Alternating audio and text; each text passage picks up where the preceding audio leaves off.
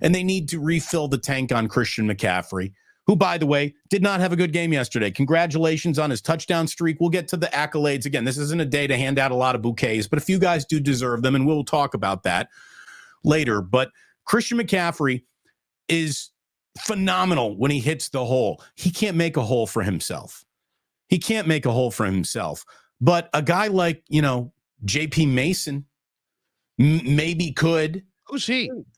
Well, I wanted to ask you. I haven't seen him in a long time. Which guy took a dump? Which guy took a dump on Kyle Shanahan's front lawn? Was it Ronnie Bell or was it Mason? Because I haven't seen either one of those guys in several weeks now, and you're dicking around with Ray McLeod, who is a gadget guy, special teamer's fantastic. As your third wide receiver, you're in trouble with Ray. All right? I mean, let's not blame Ray.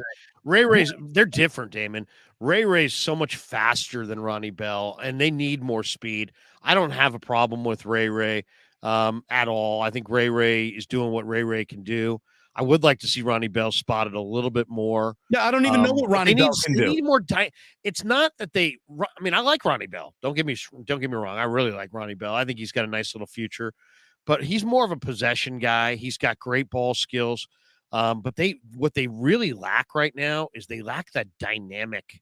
They lack the dynamic receiver. 65 snaps either. You know what I mean? How about just a handful of plays? Maybe dial up one or two plays with him as the primary and see if it pops and see if you get him involved. Yeah, he's got great hands. He's got great ball skills. I'll say this. I watch practice all the time. Ronnie Bell can catch the ball and get 2 feet down as well as any 49er receiver. I mean, he's a very refined young player, which is shocking that he's not playing to some degree because he is so refined. He's not playing because he lacks refinement. He's very refined, but they need speed. Shanahan hates rookies.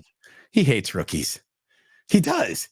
I don't know about that. I mean, he played Burford last year as a rookie.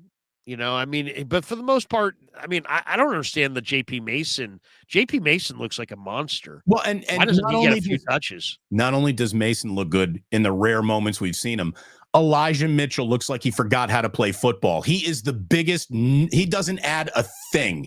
He is 3 catches for negative. He's 3 runs for -2 yards. Every time I'm looking at it, he doesn't even get the ball back to the line of scrimmage, much less actually do something beyond the line of scrimmage. Elijah Mitchell is not helping the 49ers play football at all. He's not a powerful runner who pushes the pile, and the holes aren't there. So you've got to create a hole for him to run through. I mean, I'll tell you the play that I really hated watching, and I saw it yesterday, and I'm like, did I see that right live? And then I watched it over again, and I'm like, oh my God. DJ Reader just threw Jake Brendel back into the pile on that short yardage play on the first drive. I mean, it's one thing to say you don't blow a guy out of the hole. It's another thing to say that your center's getting ejected, off the line of scrimmage. What, you mean that when film is got stuffed on 3rd and 1? Yeah.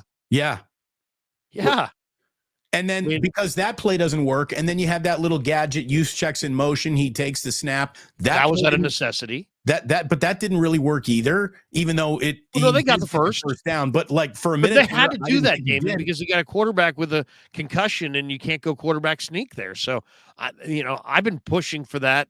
Period. It's just like, the Eagles say. I mean, that's the other thing too. The Eagles are like, "Hey guys, we're going for short yardage here, everybody. Hey, we're going short yardage, and then try to stop it." Ha ha ha. The Niners are like, let's stealth. Let's be super stealth about it. Why not just take your quarterback off the field at that point and go with the tush push? If you're going to do it, don't try to fool somebody with it. Just see if you can, nobody wants to have anybody's feelings hurt, but Feliciano is a bigger, broader, stronger center. Maybe you put him in and you put Juszczyk in and you do your own version of the tush push. Instead, here's the thing. You need an offensive line that moves mountains to do that. This offensive line isn't even pushing hills around. Yeah. They're not. I mean, that's the challenge here, because it's like their offensive line in the interior, Burford, Banks, and Brendel, they're not opening run lanes inside. And then when you get a team like Cincinnati that has 3 guys who run sub 4.3 in their secondary, you can't get to the edges. So wait a second, you can't run to the edges and you can't run between the tackles. What are you going to do? Brock Purdy's your leading rusher.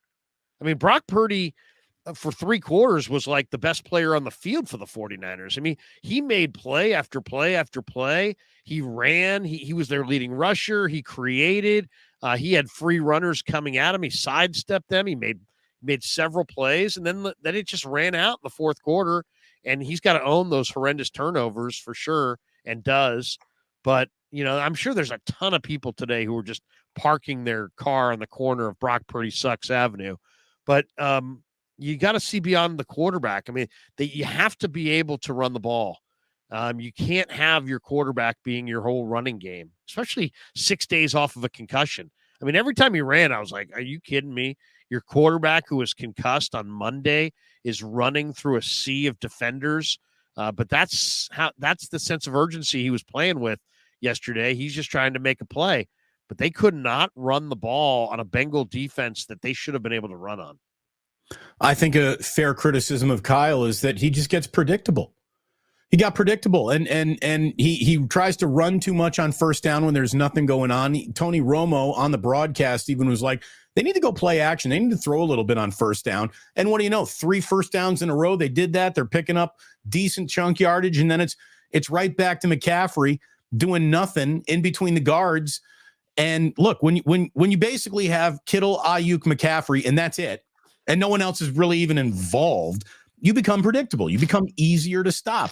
Where is Kyle Shanahan's, where is the play that's on the back of the napkin that is oh, fuck, never saw that before?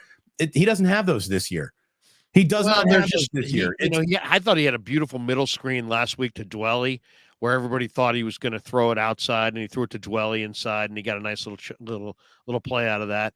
But yeah, I want to see a little bit more creativity, but they lack dynamic playmaking on the offense right now. They lack speed. They lack a big playability. So that's the other thing too. It takes long. Look how long it takes for them to drive the field. They don't have that quick strike ability. You watch the Dolphins with Tyreek and Waddle, and you're like, wow, they can just strike instantly. The Niners can't strike instantly. They have to drive and drive and drive and drive. But, that was bothersome. But I'll tell you what's really been bothersome the last couple of weeks is, and I could have told, I did say it in the pregame on both games. I said, if the Vikings have success running the ball, it's going to be a long day. First play of the game, Alexander Madison for 18 yards? Yeah, 18, 19 yards.